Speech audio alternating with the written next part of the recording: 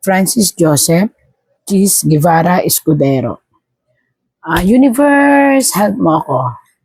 Ilabas ang nakikita, walang bias at wala tayong kakampihan. Jesus. Pikit pa ako no? Wow! Sa ngayon po, ito po ay ang ating si Sir Cheese Escudero. Napapansin niyo po na ngayon po ay may isang hinahawakan siya. Marami po, ito po ay maraming problema, maraming kaso, maraming ano ba tawag nyo sa Tagalog? Idinadaing sa kanya. Pero isa po ang talagang nagbibigay ng sakit ng ulo. Hindi lang po sakit ng ulo, ang nagbibigay sa kanya, hawak niya ngayon ng isang malaking problema kung paano niya susolusyonan at ipapaliwanag sa tao. Ayan po, hawak niya. Sa totoo lang, ang paghawak niya rito, kitang-kita niyo po napakahigpit ng hawak niya. Kung tutuusin, iniisip niya kung bibitawan or hindi. Sa nakikita ko po rito, ayan po siya.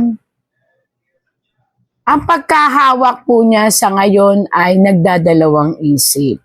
Hindi dahil sa nagdadalawang isip, kung hindi pinag-aaralan niyang mabuti. Dahil kung hindi po niya to pag-aaralang mabuti, darating po yung time, baka itong hawak niyang ito na impeachment case kay Ma'am Sara ay magkaroon ng malaking problema at magbunga ng hindi maganda. Ayan po, ayan. Bakit ko nasabi po ito ay impeachment? Ilang buwan na po at ilang taon, kukumputin po natin yan dito. Kitang-kita po. Ito po ay ang mga cases laban kay Ma'am BP Sara Duterte. Ayan. Yan. Makikita nyo po, kitang-kita, isa, dalawa, tatlo, pang-apat, pang-lima, pang-anim.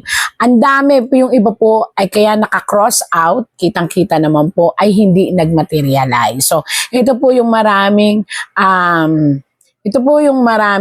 reklamo na dinadaing sa kanya ng mga walang pinakitang tao, pero kung makikita niyo po ang kulay, ito po ay mga bughaw. So, ang ibig sabihin nito, mga politiko. Yan. May mga kaya, may mga pera. Alam naman natin, kung ordinaryong tao rin yan, sasabihin dito, iba ang kulay. So, makikita niyo po, ang isang pinakamatindi ay gustong tapusin sa maiksing panahon. Yan. Kaya yan po, lumalabas. Pinaliwanag ko pong mabuti sa inyo. Yan. Ano kaya ang susunod? Oops. Kung makikita nyo po, may signify po or sign ng isang bata ay kinakailangan po ito ay pag-asa. So, ang ibig sabihin po nito, maiipit talaga si Ginoong Cheese Escudero kasi may nag-o-offer sa kanya or may nangungulit sa kanya na ibaliktad or kaya nga po pag-asa na wag gawin yung isang pag-asa. Ibig sabihin po, maaaring ang hindi pagkakaroon ng impeachment, wala po akong kinakampihan, binabasa ko lang po. Or isang pag-alis, ibig sabihin, pag-ayaw dito sa offer na ito para ang bagong pag-asa ng mga Pilipino na naniniwala in both side ng katahimikan ay huwag sundin. So, dito po, ipapaliwanag ko po, ito po si Ginoong Cheese Escudero, hawak niya. Tapos nakita nyo, naka-slant. Ibig sabihin po na naka-slant, delikado po siya dito. Pag ito, nagkamali po siya ng desisyon. Magbubunga ng isang pangit. Kapag itinuloy ang desisyon na impeachment. Ito po binabasa ko lang po Ayan po, naka-slant. Kung talaga pong magiging maganda ang desisyon for impeachment, nakatayo po ito. Lahat ng nakatayo at nakahawak ang kamay, ang ibig sabihin ay go ilaban. Depende po sa kasunod na tarot. Ngayon po, ang nakasunod po na tarot ay isang taong nag-o-offer sa kanya, kinakausap siya, pero umaayaw po siya. Dahil alam niya na may isang pag-asa na umaasa ang taong bayan. Ayan po. Yan. Kaya dito, hindi ko po gustong pakialaman ang desisyon ng Ginoong Chis Escudero. Una-una sa lahat, hindi naman ako wala akong concern tungkol sa mga ganyan kasi wala talaga akong alam sa politika, pero binabasa ko lang po ang tarot na kapag sinunod niya yung nagbibigay sa kanya ng offer, may magandang offer, may magandang not only offer, maybe itong offer na ito ay salita na, ituloy mo na, bilisan mo na, yan. Pero bata po ang sumunod na ino-offeran. Ibig sabihin ng bata, ito ay pag-asa. New na pag-asa. Na maaaring, pinakita lang po sa atin na yung picture ng bata, pero yun po ay pag-asa. Na kapag yun pong pag-asang iyon ay pinakialaman, marami po kasi ang nagre-request ng katahimikan. Hindi sa side ni President, kung hindi rin sa side ni Ma'am BP, kung hindi sa side ng katotohanan. So, dito makikita nyo po, paano ko po nalaman yung side ng katotohanan? Kung makikita nyo po, ang mga bulaklak, 1, 2, 3, 4. 4 po is for impeachment, pero 3 lang po ang ginagrant na nakikitang po pwedeng makasira sa kanya. Nakasira kay Sir Chis Escudero.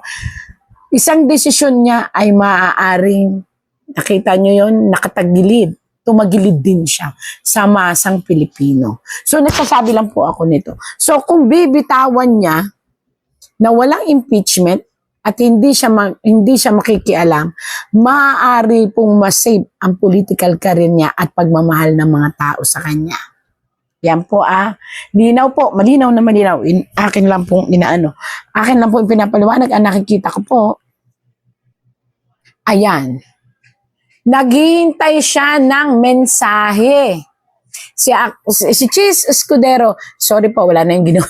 Si Sir Chis Escudero ay nakaupo, nalulungkot, naguguluhan. Nakasandal siya ngayon sa kanyang posisyon. Yung posisyon niya po ay yung puno, yung kanilalagyan niya. Actually, matibay po ang posisyon niya. Pero maaari, kahit nyo, matibay ang posisyon niya. Maaaring makatulong siya para makalika. Nakita niyo yung tatlong yan? Yan yung impeachment po yan. Napansin niyo halos pare-pareho. Kaya kong i-explain yan kahit saan. Pero, ito, kung naririnig ito ni Sir Chis Escudero, sasabihin niya, tama ang tarot. Litong-lito siya, nahihirapan siya, nag-iisip siya. Kasi isang move niya, hindi po Malacanang or hindi ang matataas ang madidisappoint. Kung hindi ang punong ito. Ano po yung puno? Ito po yung posisyon niya na maaaring masira. Oras na magkamali siya. Kaya nakakaawa rin po siya. Naawa ako bigla no? Kung po pwede nga lang, itarot na lang. Ito ang mangyayari. Kasi hindi mo pwedeng ganun. Sa kanila na dapat pag-ayos na ganyan. Naku. May 2 taong nagagalit sa kanya kasi ayaw niyang magsalita. At sa nakita ko po, matalino si Sir Chis Escudero. Alam niya ang ikababagsak ng kanyang karir at alam niya kung kailan siya gagalaw at hindi. So, ano naman ako sa kanya kasi espada ang hawak niya no? Again and again, impeachment na naman po yan. Doon po siya ididiin sa impeachment na yan. Kung may 2 tao na nagagalit po sa kanya kasi hanggang ngayon, naniniwala siya na hindi na dapat ituloy ang impeachment. Asahan niyo po na si VP Sara mula ngayon ay hindi na papayag na dumihan ng pangalan niya at pangalan ng kanyang pamilya, ready na po siyang laban sa mga kalaban niya at kalaban ng Pilipino.